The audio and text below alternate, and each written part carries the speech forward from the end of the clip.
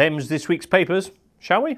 Big week, of course, of Champions League action. Everything from wide open legs in Paris to the old lady having problems with munching. It's the teeth, probably. Paris first for us today, and Tuesday's 2-2 draw between Paris Saint-Germain and Barcelona. Fascinating game this. One team that spent lots of lolly, the other that's dressed up in them.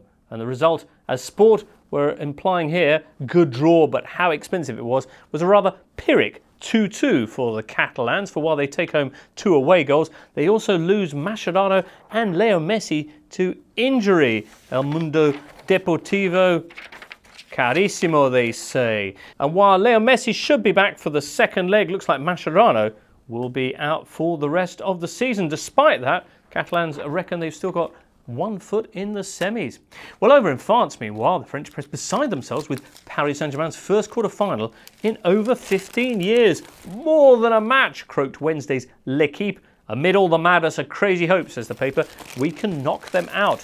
Paris vibrates to a powerful emotion, reports their correspondent. A dream of conquest you cannot imagine. Exciting stuff. Aujourd'hui are believers too. Anything can happen now, they say, with a picture of Blaise Matuidi there, who's surely earned himself a spot in Gordon Strachan's next squad. Matuidi, one of the top performers, Thiago Silva, who we'll hear more about very shortly, was up there too. As for David Beckham, though, who was a surprise inclusion in the starting lineup, opinion was a bit more divided. While some, for example Germany's Bild, applauded the 37-year-old's performance, more than just a model, he's as fit as his pants, French reaction was more, no Becks please, we're Parisian. Beckham, indeed in L'Equipe, une surprise, une flop. 3 out of 10, says the paper. Why was he a starter? No rhythm, no impact, no timing. He was late to the ball too often. Indeed, it was his lost ball that led to Leo Messi's opener. He made all of 5 challenges in his 70 minutes on the field, says the paper, and at one point he went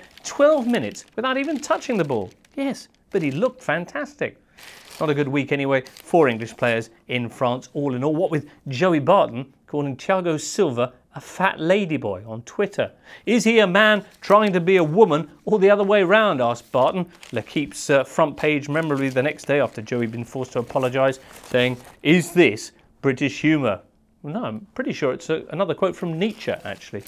Well, remember anyway when Barton first arrived in France and it was all Joey likes jazz and hats and I'm too intelligent for football? Bet he wishes he could turn back the clock now after recent antics. For what with calling Ibra a big nose and Thiago Silva a pussy, realisation is beginning to dawn in France that Joey is, as L'Equipe puts it, a mediocre player with a very large mouth. Well, anyway, back to the Champions League anyway, and this week also featured Real Madrid Galatasaray. Terrific pre-match front page here from Turkey's Photomac on Tuesday. Aslan, the lion of Galatasaray, standing with its claws on the fallen Ronaldo. The headline, say your prayers. That was Tuesday. Wednesday was a little different. Didier Drogba now, the player laid out, but the paper rising to the occasion once again. Get up, brother, get up. The lion's share has not yet been taken. Tear down the walls and return as the moon rising or a new day beginning. Rise once more from the dying embers of the sun and score 3 or more unanswered goals against Cristiano Ronaldo and co. Well, will it be Turkish delight for this Aslan next week? It's hard to imagine, but then again, crazier things have happened in Champions League games in Istanbul before now. Anyway, in the meantime, the other big story midweek was Juventus' trip to Munich. A bit like a backstreet kidney transaction. Games like these, they require guts, and it's better when you're Bayern.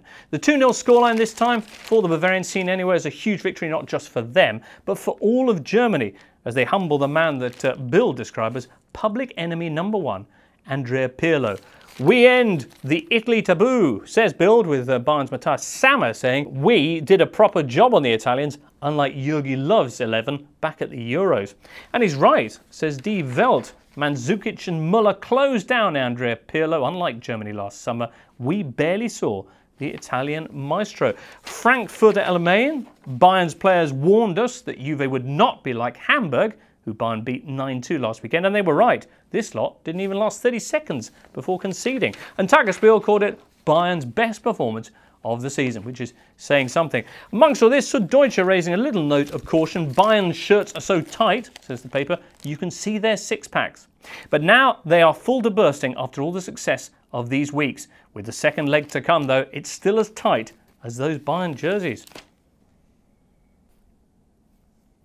Know the feeling. Well, some comfort there perhaps for the Italians, who were left stunned by the defeat. A real cold shower, as La Repubblica put it. Gazzetta, meanwhile, Super Bayern, Juve wake up. There were no excuses. And the Corriere dello Sport with Juve stay with the lights turned out, says the editorial. That's Europa, darling. Bayern gave us more than a football lesson, a lesson in life. For 2 years, Juve have been the best thing Italian football has to offer, yet they weren't enough to even remotely challenge the Bavarians. My word. Well, more excitements of a similar nature to come, no doubt, in 7 days' time as we look back on the decisive second legs of those quarterfinals. Hopefully, you'll be joining us for that.